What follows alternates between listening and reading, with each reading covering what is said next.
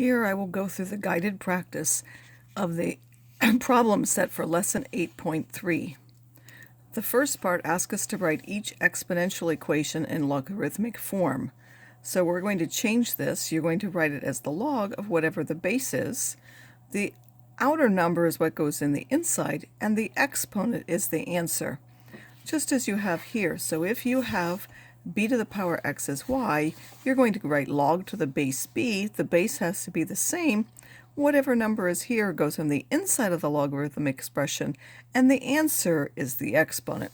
So you're going to take each one of those and rewrite them into log form. When we want to evaluate without a calculator, I'll remind you, as I have here over on the side, you need to think of 2 to what power, for example, gives me 32. 6 to what power gives me 36. The answer is the exponent. I've given you things to think of over here, especially for the longer ones, like 9 to what power gives me 27, or 9 to what power is a third, so that I can rewrite these. Make sure you're writing the steps along the way. You would write log of 9 and replace 1/3 with an equivalent expression. And then you need to write it again as a 9 to some power, and the answer for that power will be the answer for the logarithm. Here we want to evaluate using a calculator. So first of all, you're going to use the change of base formula, which says you take the log of the inside one and divide by the log of the base. You can do that either using the common log or the natural log in order to rewrite. Then when you have it, you're going to do like up here, only this time you're going to go in the other direction. You have a logarithm expression and you want to write it as an exponential one. So remember, the base has to be the same. Whatever you get here, 7 to this power is going to be equal to 400.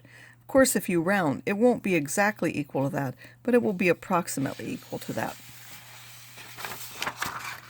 On the second page, we want to simplify. We're going to use the fact that logarithms and exponentials to the same bases are inverses. So we have the same base, we simply get what's inside the expression as the answer. When we graph, we're going to switch the x and y columns for the related exponential function. So y equals 4 to the x is related to y equals log to the base 4 of x. So we're going to put the normal values that we had for x for the exponential function where the y goes, and then when we find y equals 4 to the x to the different powers, we're going to put that where the x goes instead. And then we'll make any transformations that we need. Here there aren't any because there's nothing multiplied on the inside or the outside or anything added. For the second one though, after you do the initial switching of the columns, you then need to do what? You need to shift 3 units left, meaning you'll subtract 3 from each x, and then you'll shift down 6, meaning you'll subtract 6 from each y. Make sure you identify the vertical asymptote in each case. In numbers 6 and 7, we're going to use the 3 properties of logarithms to rewrite the expressions. In the first 3, it's written in expanded form, and we need to go back and write as a single log.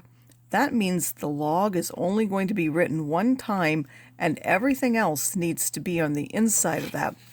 For example, over here we have if log of b to the m plus n minus the log of b to the p.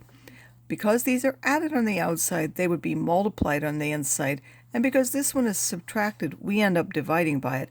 Notice that there is a single log for that, and all the rest of the things end up on the inside of that. So for this one, you need to look. First of all, powers can go on the inside. So anytime I have a power on the outside, take it to the inside.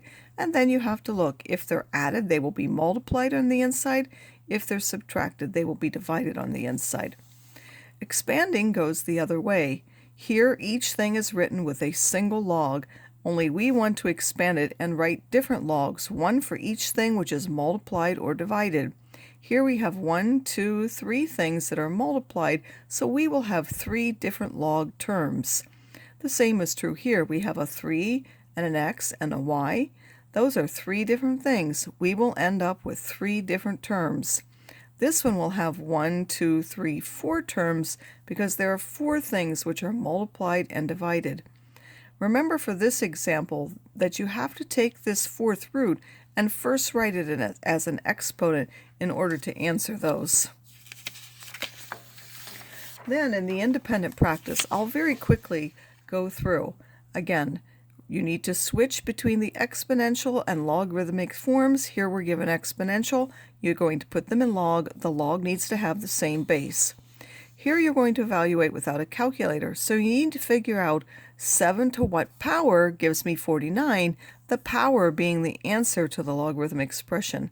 Be sure to show the steps as you go.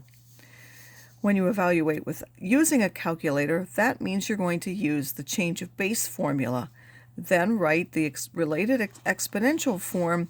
The base will be the same, the exponent will be the power, and this will be the answer. Then we're going to do some graphing of logarithmic functions. Make sure you put any asymptotes in there. The asymptotes are changed when? For the exponentials, they were changed when we had a number added and subtracted on the outside. For the log, it's when it's added or subtracted on the inside of the logarithmic function. Remember that moves the vertical asymptote either right or left. In number 12, we're going to write them as a single log. We're going to use the 3 rules of logarithms and take and rewrite. If they're added on the outside, they're multiplied on the inside. If they're subtracted on the outside, they're divided on the inside. And any exponent should go inside first, or any multiple out here should go inside first as an exponent. In 13, we're going to do that in reverse. We have a single logarithm and we want to expand it using the same rules, but now splitting it up based on how many things are either added or multiplied or divided on the inside of the expression. The last ones are using those same properties to decide if the 2 sides are equal or not, and make sure you show your work to decide whether each one of those is true or false.